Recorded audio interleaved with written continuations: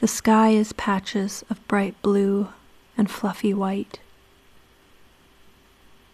The lake is lined with every possible shade of green. Somewhere close by, an eagle is heard but not seen. Named for its shape, Heart Lake is small, but also the perfect size for this adventure. Its water is dark and almost eerie, as you can't see the end of your limbs during a daytime swim. If you drop something into its black water, a search party is futile, as you will never see that item again. Still, its water glistens happily this afternoon, and the tiniest insects dance across its surface, basking in the glow of the summer sun. The man steps carefully, 1 foot first, into the canoe. The boat tips gently to one side, the lake water splashing quietly against it, and he waits. When everything is still once again, he brings the other foot into the boat and sits on the seat that is cushioned by an old sweatshirt he no longer wears but can't bring himself to get rid of. Seconds later, his companion, a 5-year-old chocolate Labrador retriever, is standing on the dock, crying softly, pleading for entry. The man laughs, but is not at all surprised. He holds the boat steady while his friend steps in carefully, as if already aware of the rules. He settles at his human's feet, ready for departure and whatever adventure the afternoon might bring.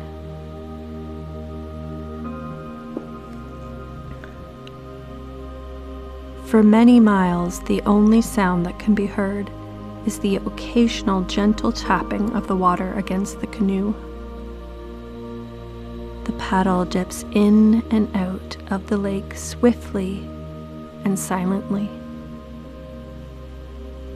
It's a mystery how the boat can glide so gracefully with what appears to be such little effort. The man is at home here on the water, and it's apparent he's done this probably hundreds of times before. The dog, always content to be with his best friend, is busy watching a tiny spider climb over his human's shoe, unapologetically missing the first few minutes of the voyage. The man and his dog continue to slide their canoe along the edge of the lake through hundreds of lily pads and fallen leaves.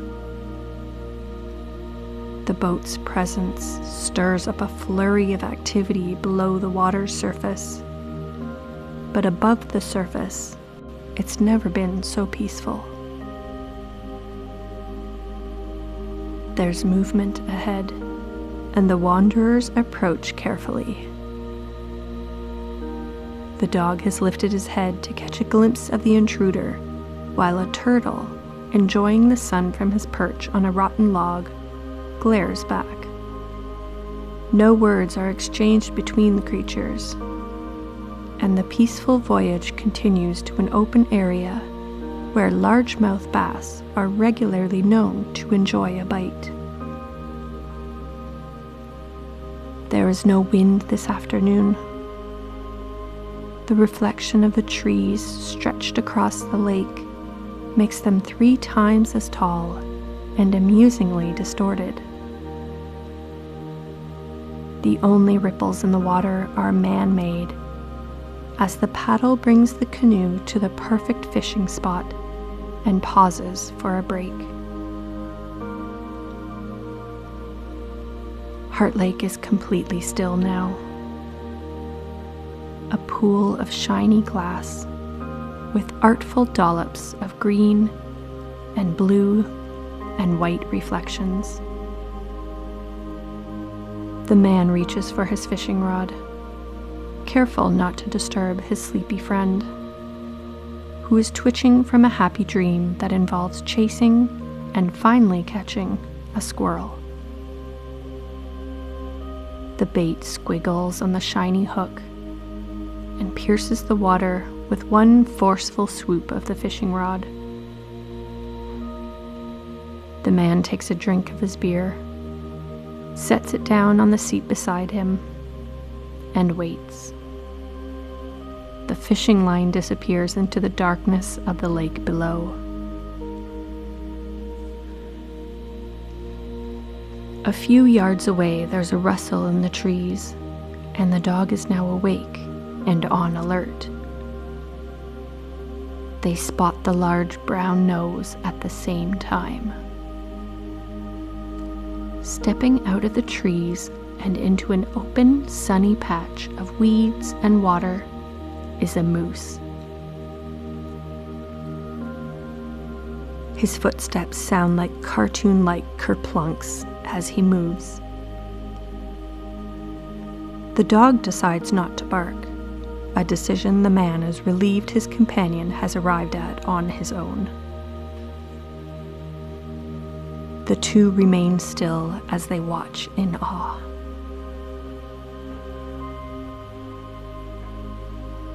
The giant, majestic creature lowers his head to gather greens between his teeth and chews slowly. If the moose knows he has an audience, he doesn't seem to care. A late lunch is his only priority. The man reaches for his pocket, remembering as he feels only the fabric against his warm skin that he left his camera at the dock. Wishing he could share this moment with another human, no offense to the furry companion at his feet, he decides to take in the details so he can describe the moment later, most likely over dinner. The boat sits silently for what feels like an eternity until the moose disappears back into the trees. The man looks at his dog and whispers, "That was incredible." The dog returns his glance in obvious agreement. Just then, there's a pull on the fishing line. Bringing him back suddenly to the task at hand, the man jumps into action. He picks up the fishing rod. The dog whimpers excitedly. Careful not to tip the canoe, the man reels in the fish, which is doing everything she can to escape. Many splashes and excitable barks later, there emerges a winner. The fish is now at the bottom of the boat, resolved to her impending doom, but also satisfied that she put up a good fight. Beer laps quietly at the man's feet as he swears playfully beneath his breath, and the dog has already returned to his favorite squirrel-chasing dream, unfazed. "I guess I'm gonna go thirsty," the man says, laughing. His hand darts quickly into his soft cooler bag, just in case by some miracle he has packed a second can. A mild wind has revealed itself, and the clouds have formed a pattern that resembles spilled cotton balls on a blue tile floor. Turning his face to the sun, the man takes a deep breath. He exhales slowly and hums the chorus of a song the dog and fish don't recognize.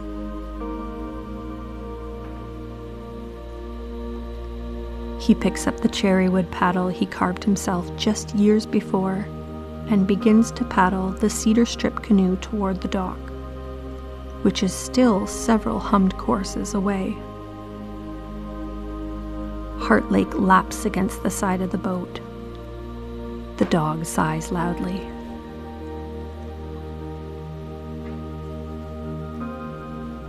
The canoe moves swiftly through the water, leaving only ripples in its wake.